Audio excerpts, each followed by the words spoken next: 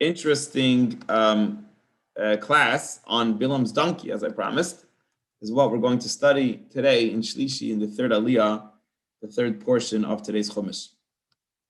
So let's just recap. So originally God told Bilam not to go because the Jews are blessed and they're not cursed, and he doesn't want his curse and he doesn't want his blessing. You shouldn't go.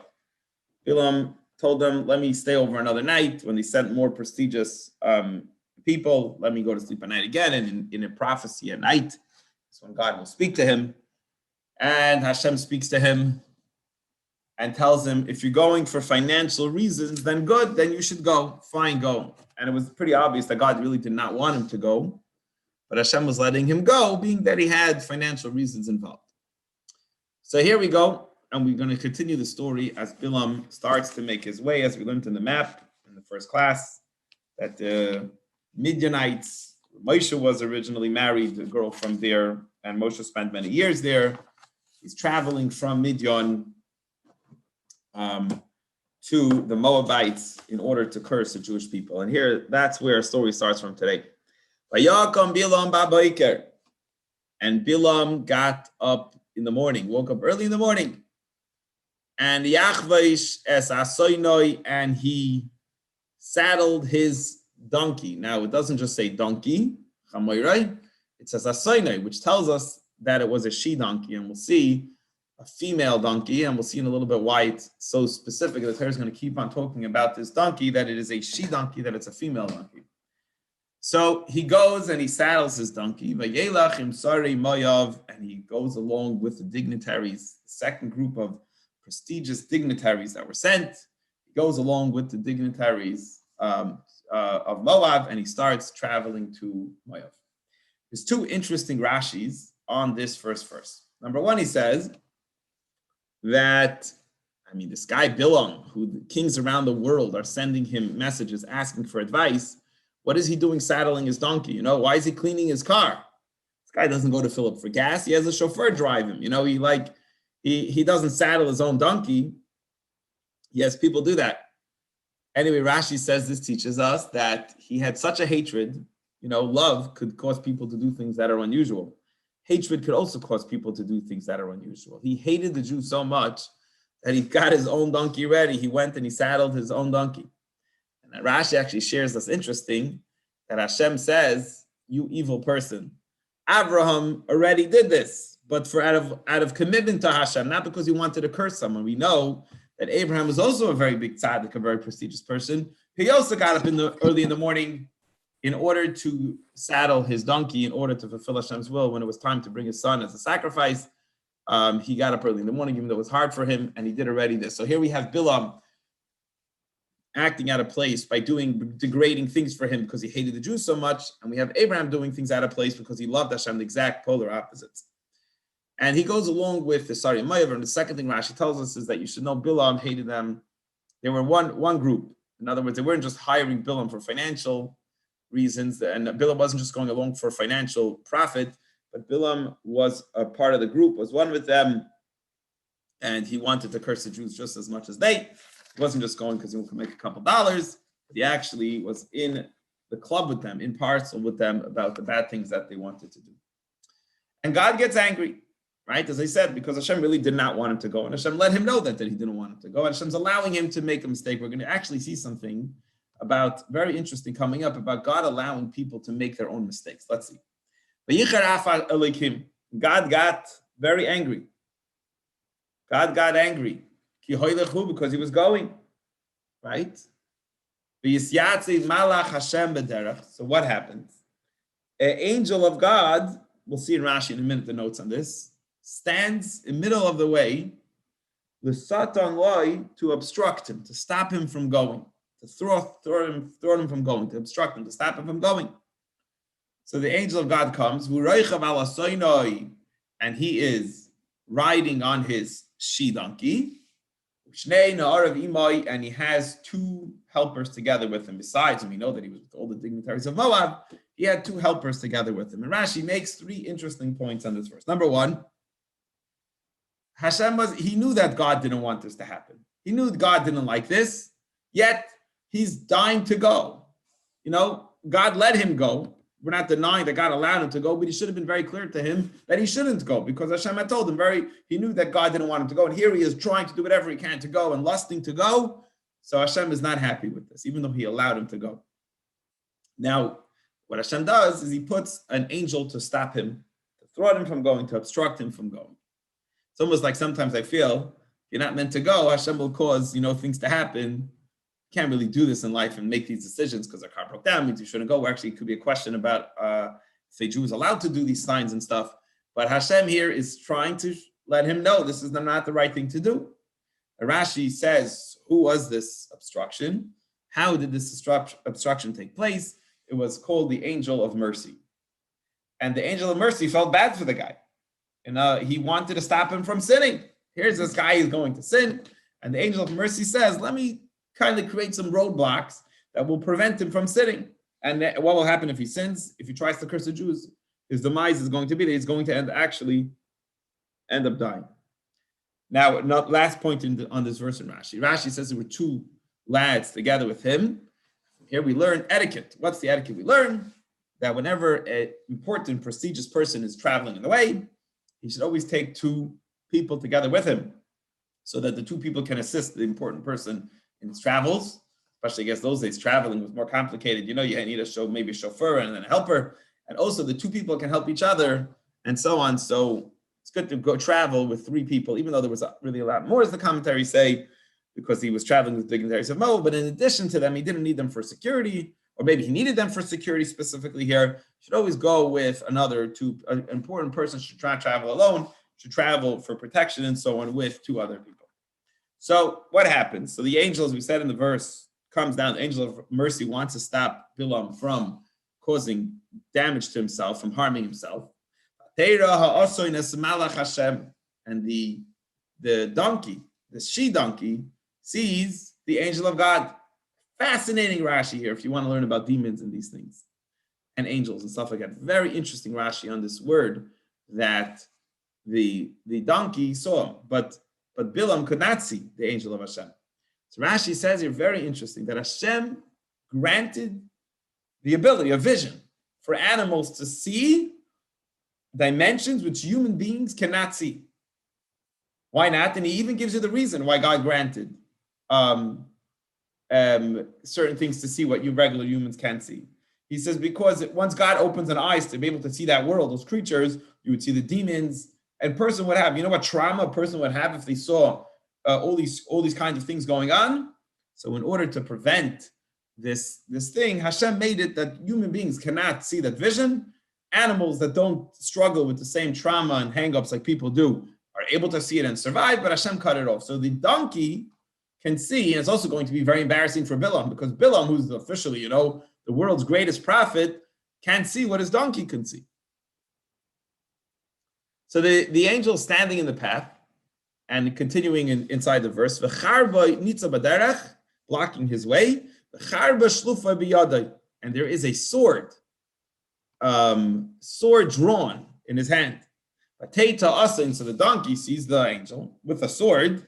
So the donkey went off the path. Right? The donkey goes to the side. There's traveling through some kind of field or something, and the donkey goes off the path. Then he goes into the field. So he continues walking in the field. And Bilam starts beating his she-donkey to get it back on the road. Why are you going off the way? There's a path. It's a normal thing. What's going on? What's wrong with this donkey? Now, very fascinating Rashi on this thing that Bilam is hitting his donkey. Basically, Bilam is going to curse the Jews, right? That's what he's coming to do. So God said, look at this wicked person. God gave the Jews to fight, to protect themselves with the power of their mouth, with davening. And the weaponry is left to the world, is left to other nations to fight with the weapons. Jews fight with their mouths, and nations fight with weapons by causing riots. Jews daven to Hashem. So he says that Bilam is on his way to attack the Jews by using the Jewish craft. Okay, so Hashem says, you know what? You're using the Jewish craft to attack the Jews. I'm going to use your own craft against you. We're going to flip it. We're going to mirror what you're trying to do. We're going to do to you that instead of you dying by cursing or by prayer, you're going to end up dying by sword, which is your craft. It's using the Jews' craft against the Jews. We're going to use your craft against you. And the angel's coming with a sword. In addition, he will end up be killed actually by a sword. As we're going to, if you stay with us, the end of the story, you'll see the end of the story. Verse 24. Yamin Malach Hashem b'Mishal. So the donkey went around and continued going, and he beats the donkey and gets his donkey to go back on the road. Verse 24. Yamin Malach Hashem b'Mishal. But again, a second time, the angel of God is standing in a path. This time it's in Karamim. It's in a vineyard, and in that vineyard they had two stone walls. Gather mizeh, gather mizeh. The guy guessed the pathway that's going through the vineyards. Someone built a wall on both sides of this path, and the path is going through a wall with rocks on it. Verse 25. But Vatera Asinas Malach Hashem Chavei, the angel, the she donkey sees the angel of God standing in front of him. So what does he do? So he needs to squeeze by. So he squeezes by the angel and pushes his body against the wall. So, and he squeezes Bilam's foot on the way, Elakir, into the wall. Bilam starts beating again his donkey. What are you doing? He doesn't know that there's an angel there. He can't see that there's something there, and he's going off to the side. Okay, verse 21. And again, the third time, the angel of God passes ahead, and he stops in front of a place where the donkey has no options now. He can't go to the side. He can't even squeeze by. It's too narrow. Which there's no possible way for him to go right or left. And here Rashi shares us an interesting message behind this. So we said, how many times did the angel try to stop Bilam from passing by? He tried to stop him 3 times. And there was a message, Rashi tells us here actually, there's an interesting message that Hashem brings from the Medrash in the Tachuma, that why specifically 3 times, and he's showing him to the 3 patriarchs, the 3 forefathers. You're trying to curse these people. These are the people of Avraham, Yitzchak, and Yaakov. What do you think you're doing over here? You know, so there's coded messages. There's the angel stopping him, and there's how many times he's stopping him. Exactly 3 times, representing, look at the people you're trying to curse. These are the children of Avraham, Yitzchak, and Yaakov. I also looked up, I saw in the note here, that he brings from the Medrash some more details. It's actually very interesting. By Avram, it was like a field where the angel could go right or left. Why? I mean, the donkey could go right or left. The donkey was, the message to Bilam at that point was, Abraham has other kids, Keturah and Hagar. They had children once in the beginning of the marriage, once in the end of the marriage. You want to curse, you can curse them. These children of Avram, these children on this path, and then a straight and narrow path, you're not able to curse. The second time, he was able to go off a little, squeeze Bilam's, was able to squeeze by. Because Yitzchak, the second forefather, had a son who was Esav. And you could, if there is some of Esav's descendants you could curse, but not this child, not this part of Yitzchak, not Yaakov. And then when it came to Yaakov, all 12 sons are holy. There's no way you're getting by. You're not squeezing by here. It's not going to succeed. Bilam, get the message. Understand what's going on here. We're preventing you from going because you're not really supposed to be doing this. Verse 26. I'm sorry, I read that already. Verse 27. Vatera Asan, and the she donkey sees as Malach Hashem, the angel of God. Vatir Bats Tachas Bilam. So he's in a very narrow path. There's no way by, and he sees the angel of God. So he crouches. I guess the donkey sits down. Tachas Bilam under Bilam. Vayicharav Bilam. Bilam gets really angry. Vayachas Asim b'makal. He starts hitting the donkey with his staff, with his stick. Yiftach Hashem es pia asin, and Hashem makes a miracle and allows the donkey the ability to speak. And it's a very funny situation. What takes place? Because remember, the Moabites are there. And by the way, first of all, this is terribly embarrassing to Bilam, because here Bilam is going to curse the whole nation, and the donkey is playing games with the guy. Vatera asin es malach Hashem. Vayiftach Hashem es pia asin. Verse 28. God opens up the mouth of the she donkey. And the donkey tells Bilam, what did I do to you? That you're hitting me 3 times. What did I do to you You're beating me, you're giving me a beating these 3 times. Now, Rashi says, he uses a funny word here. It doesn't say 3 times as normally in Hebrew. It says, shalosh regalim, the 3 legs. Why does he talking about those 3 legs? Because we know that when we have the Beis Hamikdash, the Jewish people would go up on a travel to Yerushalayim 3 times a year for the 3 holidays, right? Pesach, Shavuos, and Sukkot. So Bilam, the message to Bilam is that the donkey is telling Bilam, why do you beat me these 3 times? You're starting up with a nation that's going to celebrate the holiday, to come to Hashem and celebrate the holiday with Hashem 3 times. Verse 29, V'tamer Bilam la'asin, so Bilam tells, so that's the donkey's able to open and express itself to Bilam. Hashem makes it that a miracle that it could speak.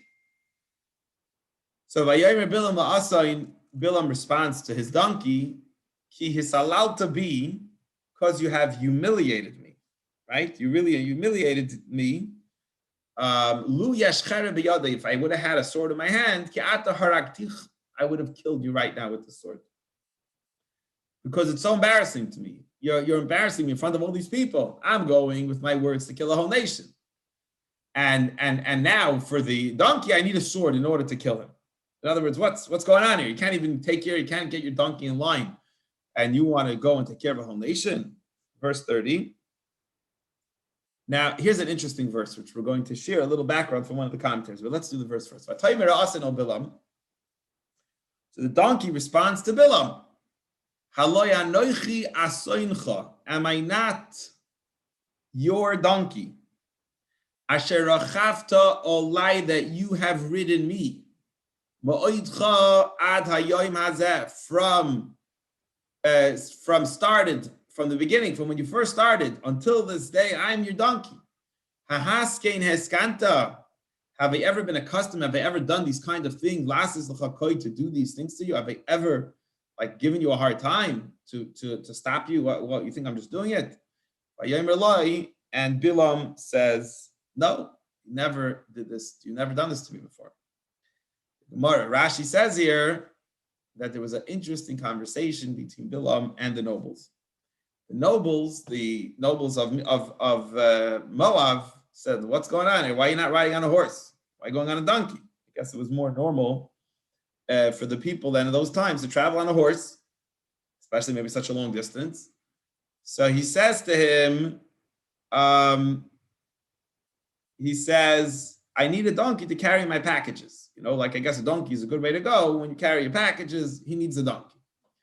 So they said to him, so the donkey says, am I not your donkey that you always rode on me?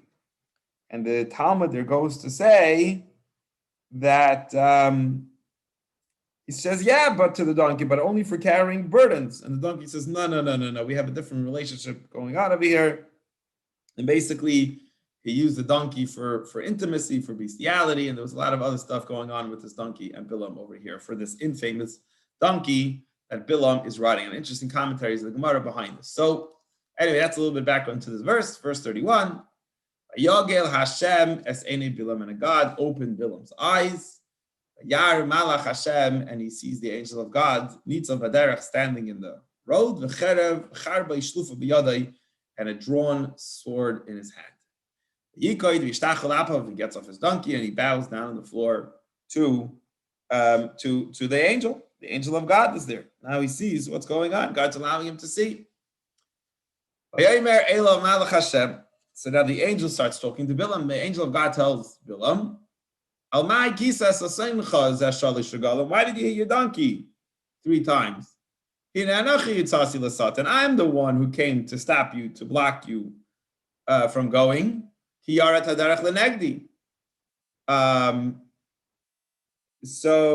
Kiyarat Haderach and because I see that you're going against Hashem's will, and you want to go on this way. So I came in to give you a hard time, to stop you from going. I came in to block your path.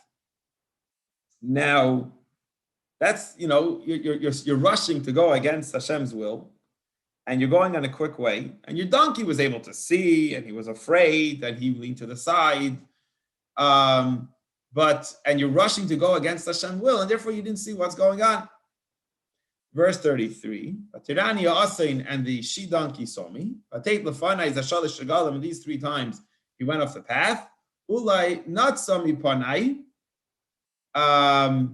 If she wouldn't have turned to the side of the road, ki ata gam oischa harakti, I would have killed you, va'oisa chiyesi, and would have spared her.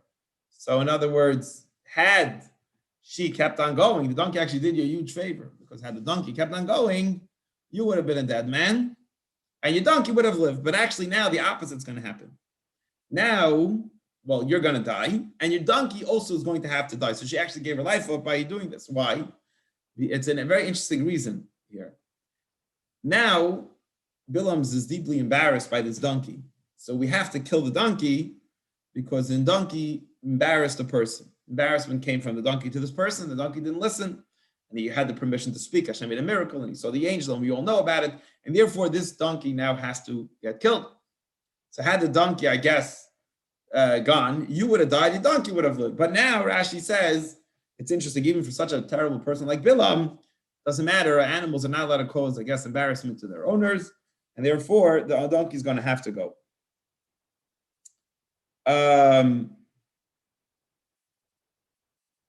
Let me see if any Rashi's here. We already did most of the stuff. Yeah. So because the Bilam had no answer for the donkey had embarrassed Bilam, and now the donkey is going to have to be killed. So Bilam tells, verse 34, to the angel of God, Chatasi, I sinned, because I didn't know, like it's my fault, I made a mistake, because you are approaching me, I didn't know you were there. But in the way, now if it's bad in your eyes, I'll go back. And there's 2 messages Rashi says here. He says, what Bilam says to the angel, what's going on? First of all, he says, Bilam's a fool. He keeps on saying that he knows God's will and wisdom, and he knows how to curse. You don't know nothing. He doesn't know, should I go? Should I not go? I guess part of the point is to embarrass Bilam, to admit that really he doesn't have much power. They only gets to do what Hashem wants him to do. And then he says like this. He says, what's going on, Bilam says. God told me I could go the other day. He says, if you want, go. Whatever, fine for financially. Then instead of God coming and telling me just you can't go, he sends you to block my path, and you're telling me you can't go. He says, Bilam says, the smells of something that God did once before. By Abraham, God told Abraham, it's a question we discussed in our class once, bring your son as a sacrifice. And then he sends his angel to tell him not to kill him, that he shouldn't kill his son. He says, he's basically actually like talking about God. Like what is God, why does God do that? And he says, the bottom line is, I don't know what's going on. Tell me, if you want me to go back, I'm going to go back. Verse 35. So the angel of Hashem says to Bilam, go with these men. Go. Yes, now go. Now I'm going to tell you to go. And Rashi says something very interesting here. Hashem in life doesn't tell us, he doesn't decide for us what to do. He tells us in the Torah, the mitzvahs, he tells us what we should do and what we shouldn't do. But he doesn't force anybody to do anything. He allows you to make mistakes, and he'll guide you, and he'll let you know, I guess like with the angel stopping Bilam. But if you decide you want to do that sin, he's going to allow you to sin. It's called in the way a man wants to go, that's the path he'll go. So you want to go. You know Hashem doesn't want you to go. We already put up the roadblocks, and we put up speed bumps along the way. But we should know we're not going to stop you. If you're adamant on going, fine. We're going to allow you to go. You want to go? And that's so Hashem said originally to go. He didn't want you to go. God did put up roadblocks along the way, and now he's allowing you to go. If you decide you want to go, you want to be a bad person, and you're going to end up dying, you're going to end up getting killed, that's going to be the end. We're going to allow you to make that mistake. However, only what against your will, what I will allow you to speak to you, that's what you'll speak. You're not going to have any choice to say what you want. You're going to have to say what I want. And Bilam goes and he travels with the dignitaries of Balak. And he goes, and he's together with them. They're all happy. They're going to curse, and he has permission to go. He wants to try and curse the Jews. Verse 36, V'yishma Balak yiva Bilam. So Balak sends messengers, as Rashi said. Bilam, as he's getting closer, go tell the king I'm coming. And Balak hears that he's coming. Yetze lekrasa, and he goes, the king goes out to greet him. King Balak goes out to greet him.